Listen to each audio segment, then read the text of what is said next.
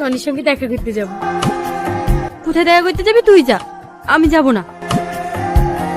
তুই যাবি না কেন? তুই যে টনিকে এত ভালোবাসিস, সেই টনি আর আগের মতো নেই। তুই এমন কথা বলছিস কেন? কালকে টনির সঙ্গে দেখা করে বললাম সালমা আমার শরীর খারাপ, আজ দেখা করতে পারবে না। তখন টনি কি বললো জানিস?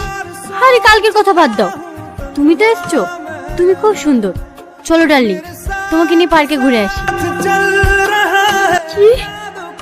হ্যাঁ, আমি যাবো না বলেছি বলে কি বললো জানিস? আমাদের মতন মেয়ে নাকি ওর পায়ের নিচে 100টা করে গড়ি বেড়ায়।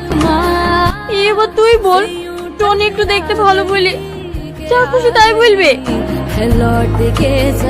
টনি এত খারাপ ছিলি, যার জন্য আমি এত বছর ধরে অপেক্ষা করে আছি।